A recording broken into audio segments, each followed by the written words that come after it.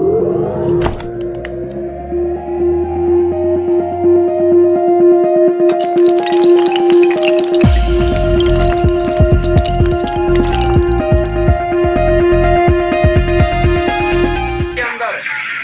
College, engineering college, polytechnic, ITI, ANM, GNM, ये 15 साल की उपलब्धि।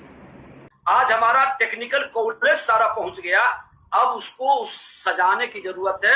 अच्छे टीचर, प्रशिक्षक, अच्छे लोगों की एक जमात बनानी है। अभी आपको बताते हैं कि हमारे जब भी कोई कार्यक्रम होगा तो कई अतिथि इंस्ट्रक्टर प्रश्न का बौछार लगाएंगे। जो अतिथि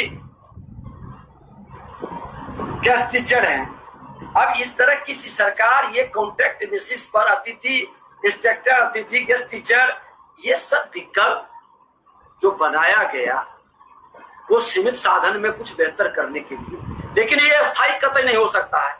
हमारा पर्सनल मंत्री के नाते नहीं, एक पर्सनल नागरिक के नाते मेरी मानसिकता रहती है कि हमेशा हमको अस्थायी व्यवस्था की ओर कदम बढ़ाना चाहिए। तात्कालिक व्यवस्था हमेशा तत्काल में लाभ दे सकता है, सुख दे सकता है, लेकिन ये नुकसान करके जाता है। और ज्यादातर सवाल ITI से जुड़ा हुआ है। बिहार में ITI की हालत खराब है। पश्चिम चंपारण से बहुत सारे सवाल हैं कि वहां कुछ धांधली हुई है। एक सवाल है कि यहाँ पर बहाली कब होगी इंस्ट्रक्टर्स की, और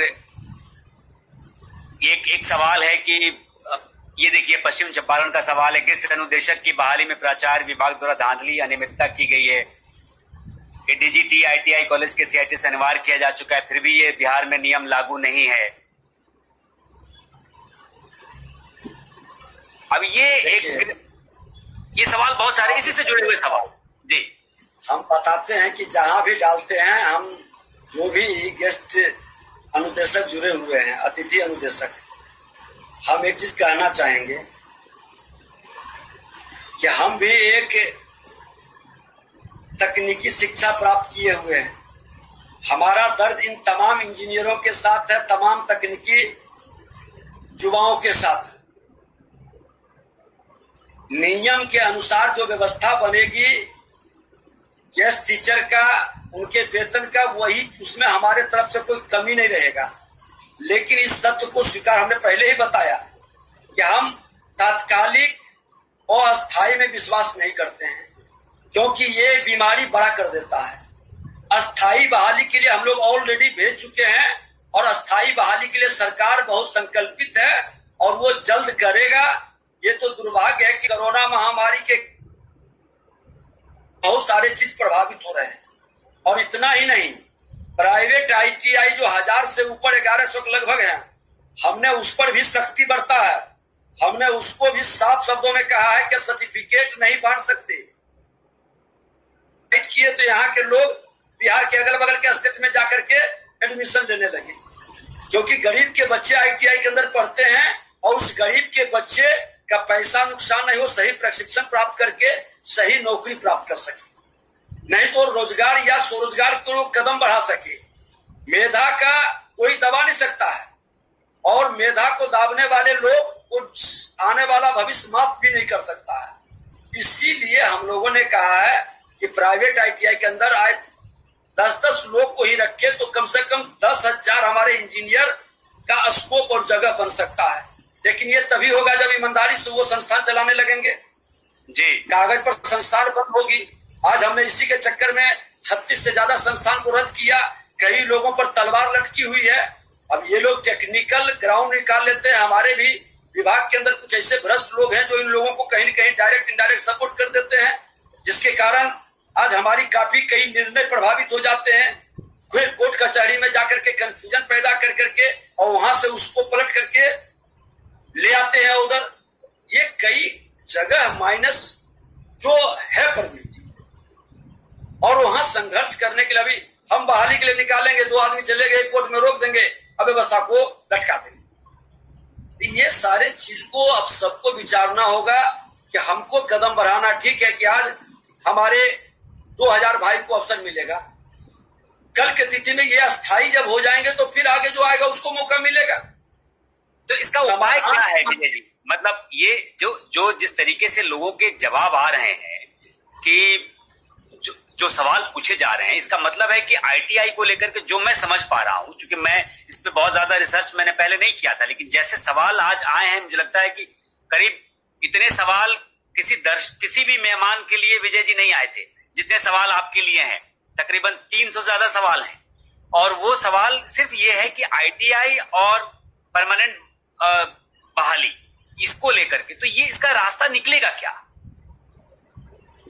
रास्ता के लिए हम लोग पूरा व्यवस्था बना दिए हैं और इन लोगों की परेशानी का समाधान के लिए बनाए हैं। आज इन लोगों को पता होना चाहिए कि कागज पर आईटीआई जब चल रहे थे तो ये सवाल नहीं उठ रहे थे। जब व्यवस्था टाइट होता है और जमीन पर उतारा जाता है तो कई प्रश्न आके खड़े हो जाते हैं, और इस प्रश्न का समाधान भी मैं कर दूंगा, कल हम रहें या न रहें। लेकिन एक चीज बता देते हैं कि जो मैं निर्णय ले लेता हूं, आज टीएन सेशन नहीं रहे, लेकिन जो उन्होंने लीक खींच के चले गए उससे लोग पीछे नहीं हट सकते। ये पश्चिम चंपारण वाली, ये बेतिया पश्चिम चंपारण वाली घटना आपको मालूम है? वहां कुछ धांधली की जो बातें हो रही हैं वो आपके संज्ञान में है? हमने तो ये तिथि अनुदेशक की पूरी यही सब शिकायत आया था, रद्द कर दिया था। फिर कोर्ट से जाकर के इन लोगों ने अपना मामला को, हम पूरे इस तरह के अतिथि अनुदेशक की बहाली को रद्द कर दिया था। लेकिन कोर्ट से जाकर के अब कुछ हमारे ही अंदर के कुछ बता दिए कि इससे लोग, हम तो पूरे रद्द कर दिए थे कि प्रतिभा का हनन नहीं होने देंगे, जिसमें मेरिट होगा फिर से आएगा और उसका सम्मान होगा। वो ऐसा नहीं है, लेकिन अब बहुत चीज ओपन रूप से हम लोग जहां बैठे हैं नहीं कर सकते हैं। बच्चों के मनोबल को कभी नहीं तोड़ेंगे। जिनके पास प्रतिभा है उनका तो सम्मान होगा ही, और जिनके पास प्रतिभा कम है वो प्रतिभा को बढ़ाएंगे तो उनका भी सम्मान होगा, उनको भी अवसर भी मिलेगा। सरकारी और गैर सरकारी के अंदर जगह की कमी नहीं है, और जिसके पास उसके सम्मान में कोई रोक भी नहीं सकता है। लेकिन व्यवस्था जब परिवर्तन होता है तो थोड़ा सा हलचल, आज बिहार के अंदर इतने हलचल है, और यही व्यवस्था आज अगल बगल के स्टेट के अंदर कौन पड़ा है? हमारे आने के पहले इस व्यवस्था में कोई प्रश्न नहीं उठ रहा था, कोई चर्चा नहीं हो रही थी, लेकिन मेरे आने के बाद कई चर्चा शुरू हो गई। वो हम समझते हैं कि इसका मतलब है कि मेरा तीर निशाने पर लग रहा है और बच्चों का हित होगा, और जो ईमानदारी से संस्थान चला रहे हैं उनका भी हित होगा। कागज पर फर्जी डिग्री बांटने वाले अब आगे बहुत दिन तक नहीं चल पाएंगे।